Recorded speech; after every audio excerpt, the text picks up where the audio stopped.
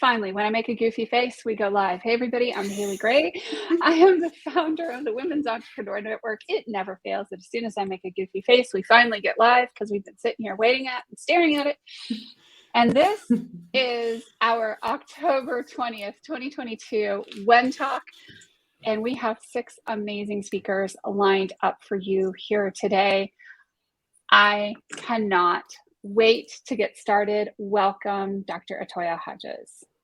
Thank you. I'm excited to be here. And I wanted to take this time just to inspire so many people. And the way I'm going to do that is by telling you a little story about me and how I overcame a situation that was just devastating to myself and my family.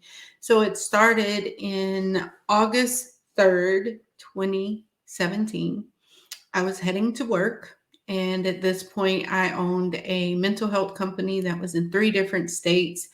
I had over 300 therapists working for me. And I was on the way to work, and just as usual, I was always running late. I didn't sleep the night before. I'd already had 50 text messages, about 20 phone calls, and I'm rushing in. It's about 8:45, and I would normally try to be at my office by 9, which never happened. And I'm sure a lot of us know what that feels like, is that my day really started at 6. So by the time I actually got to the office, I was overwhelmed. And this particular day, I was a little excited. I felt something different was happening, and I was excited because I was going to sign the lease for my Puerto Rico vacation spot, and I was just so ecstatic. So I'm driving to work on Bluetooth talking, and a phone call comes through, and I was like, let me call you back. And about that time, I hear someone on the phone that says, hi, may we speak to Atoya? I'm like, this is she. And they're like, we're the Federal Bureau of Investigation, and this is Special Agent da-da-da-da-da, and we're investigating your former boss. Somewhere between that conversation, I blacked out. And when I came to, I was actually sliding into a ditch because there was a car in front of me. So apparently my conscious mind realized we needed to get out of the way. And as I wrecked, I'm screaming. And all of a sudden I hear someone come over the speaker. Are you okay? Atoya, are you okay? And all I could think about, I was like, no, the Federal Bureau of Investigations just called me. I'm not okay. And the guy was like, I'm still on the phone. This is still the special agent. But are you okay physically? And I'm like, I have no idea. I have no idea. Fast forward, I ended up going through a 2-year situation with the federal agent. I had put in a letter of resignation that I was going to leave this company 8 years ago. I'd been in my own business for 8 years. And so 8 years later, this letter of resignation came back to haunt me because I stated I was leaving because I felt like something fraudulent was going on. I didn't have any proof. So as I went through this situation, my health declined rapidly. I went from being completely healthy to being on 21 bottles of medicine, having major surgeries, just constantly sick. And it was all coming from stress and anxiety and fear. And I never realized that those emotions could really just tear your life down.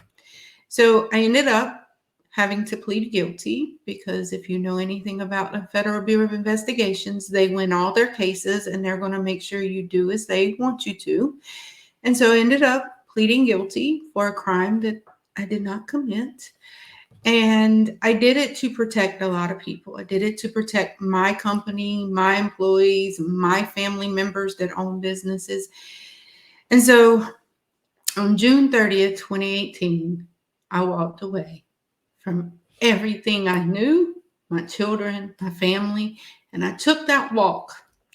And as I'm hearing them screaming for me, there was standing my 2 biggest fears, my fear of being alone and my fear of not being in control.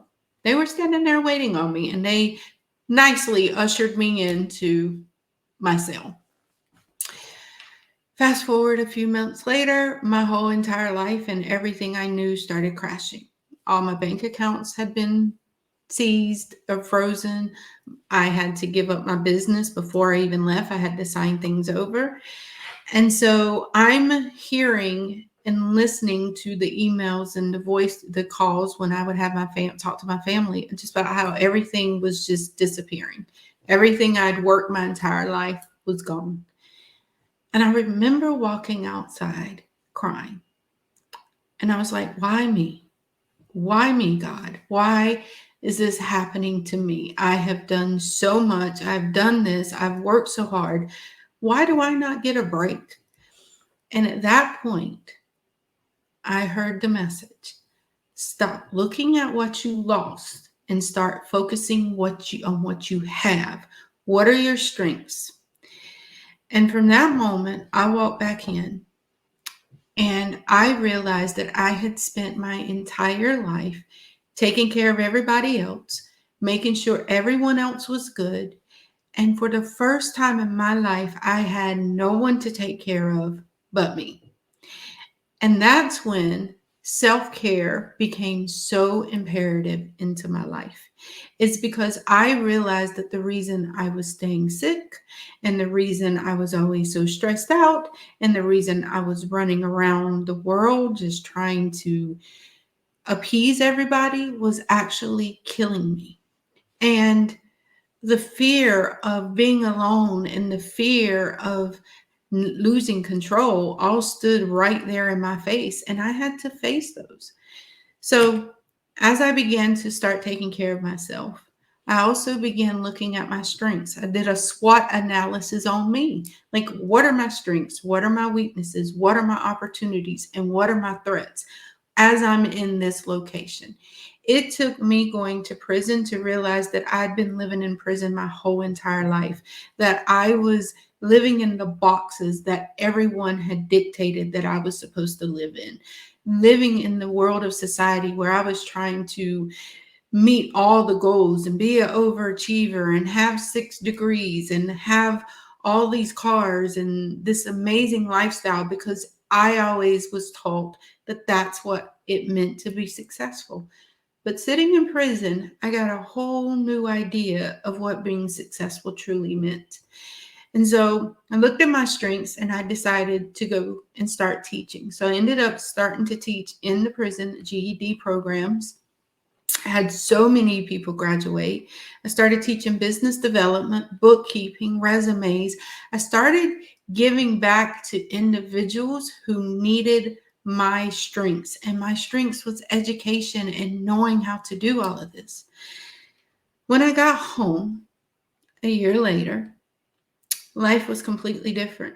I walked into prison worth millions and I walked out with nothing. I had $110 to my name. But what I did have was all of my strengths. What I did have was realizing that no matter what I faced in life, that I've been able to overcome it.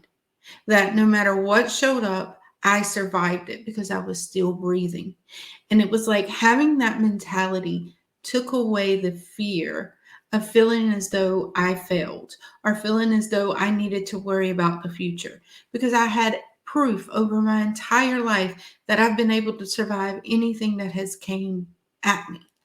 The second thing is I realized is no matter what I set my mind to, I was able to accomplish it. And while I was in prison, I learned that each day was an experiment. And I just focused on that. Like, what worked for me today? What didn't work? What did I like? What did I not like? And that increased my self confidence. It increased my self love. It increased who I was as a person. I've been home for 5 years and I've built a new business. And I spend my time not only volunteering and speaking, but also just giving back to individuals, helping individuals know what it feels like to just love themselves and discover themselves. Because I had to do that. I had to really put my foot down and say, okay, I matter. I matter to me. I matter to the community. I matter to my family. I matter to all of these individuals but I needed to matter to myself most. And by doing that, I really tapped into my self care. And I really tapped into realizing that I had built the table that I was supposed to sit at many, many, many years ago. But because I was always addicted to the next, because I know a lot of us, we're always addicted to the next. Like, what happens next? What's the next level I'm supposed to go to?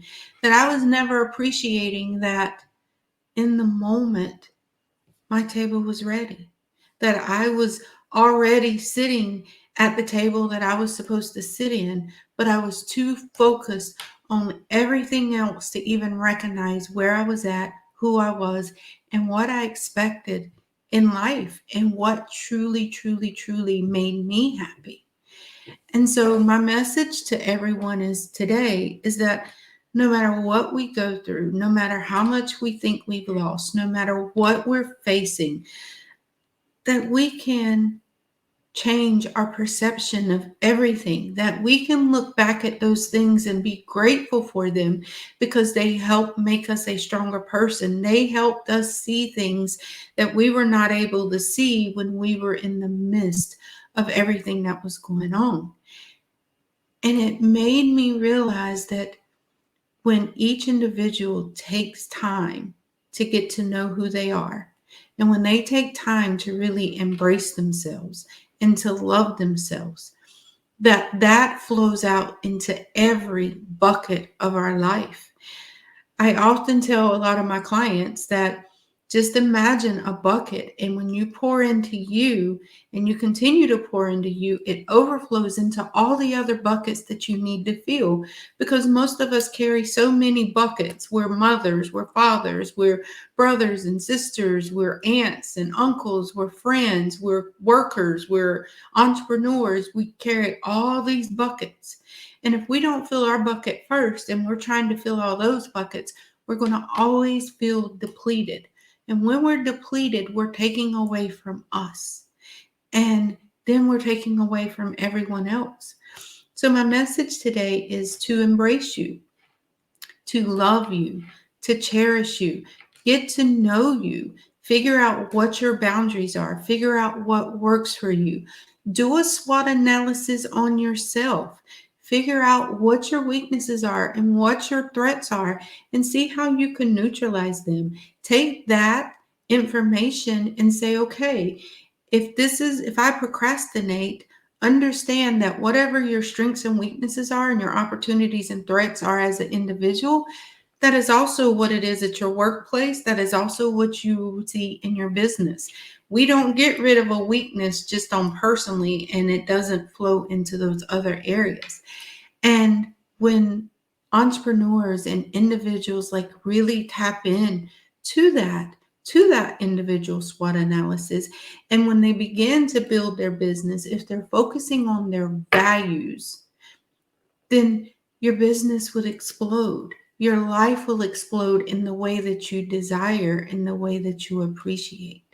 And as you begin to appreciate your life, you become happier. You become less stressed. You start to get rid of the anxiety. You start to let go of all these things that no longer serve you.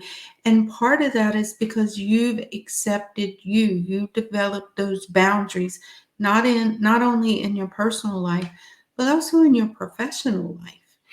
And with that, it just makes life so much easier. And it just makes it flow so much easier. And so it has been an honor sitting here speaking to all of you today. I have no idea how much time I have left. So thank you very much for giving me the opportunity to speak to each and every one of you. And I hope this motivates you into really just wanting to fall in love with yourself.